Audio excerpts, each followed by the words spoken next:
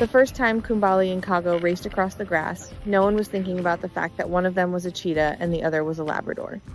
They were simply running, wrestling, and lying beside each other in the sunshine like two best friends who had grown up together.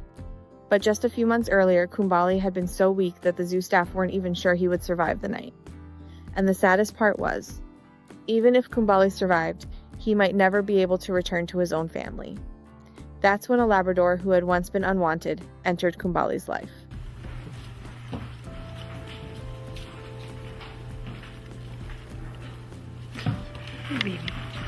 Kumbali was born at the Metro Richmond Zoo alongside his siblings. At first, everyone hoped he would grow up healthy just like the other cheetah cubs. But before long, the staff noticed that Kumbali wasn't gaining weight normally. With each passing day, he seemed to grow weaker, and the reason gradually became clear. His mother was having trouble nursing him.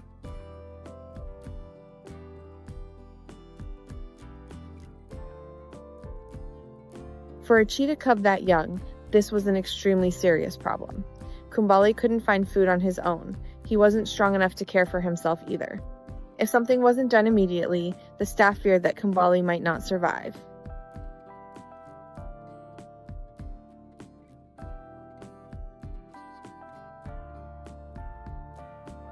So, they were forced to make a very difficult decision. Kumbali was separated from his mother and placed under special care. The staff bottle-fed him, monitored his health, and cared for him around the clock. Every time they saw Kumbali drink a little more, they gained a little more hope.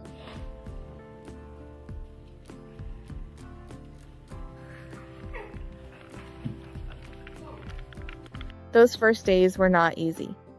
Kumbali was still incredibly small and fragile. But little by little, his body began to change. He started getting stronger. He began eating better. And eventually, Kumbali made it through the most dangerous part of his life.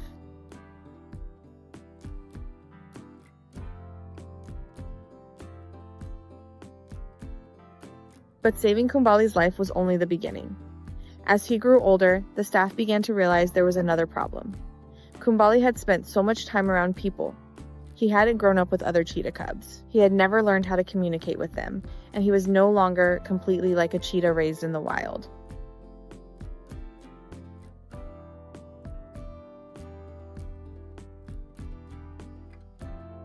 That made returning Kumbali to his mother and siblings incredibly complicated. The staff explained that as Kumbali got older, his mother might not even recognize him as her baby anymore. In her eyes, he could become a threat instead of a cub.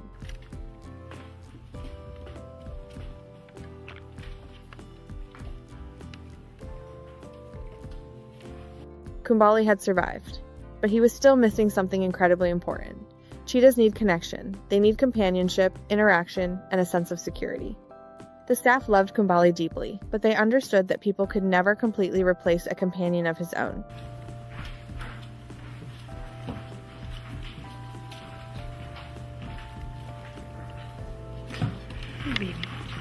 And then, one day, Kago arrived. Kago was a Labrador who had been brought to a shelter after no one wanted to adopt him. No one knew exactly what his early life had been like. But one thing was immediately clear. Kago was friendly, playful, and always ready to explore whatever was happening around him.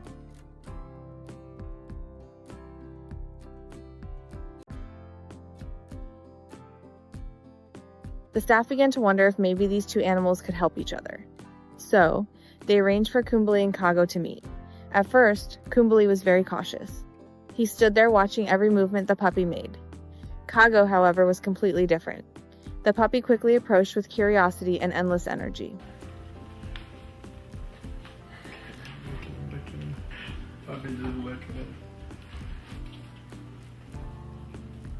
But Kago was also surprisingly gentle.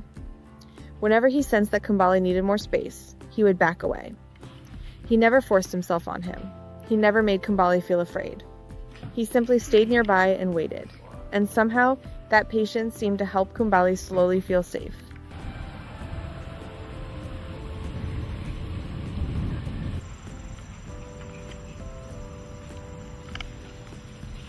Before long, something began to change. Kumbali no longer stood there just watching. He started moving closer to Kago. Then the two began chasing each other across the grass. They wrestled, played, and rested side by side as if they had known each other for years.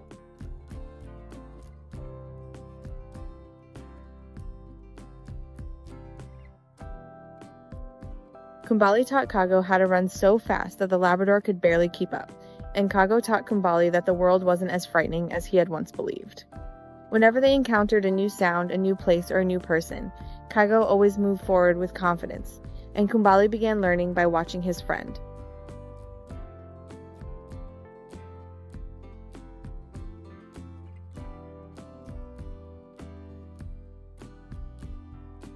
Whenever Kumbali got tired, he would curl up beside Kago and fall asleep. Looking at them together, it was hard to believe they came from two completely different worlds. One was born to run across the wide plains of Africa. The other was a family dog, a breed known for living alongside people.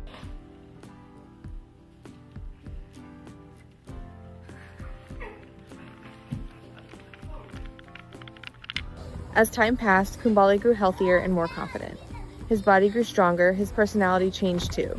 He became happier, more playful, and much more comfortable in the world around him. But one thing never changed. Whenever Kumbali and Kago saw each other, they still ran toward one another as if it were the most natural thing in the world.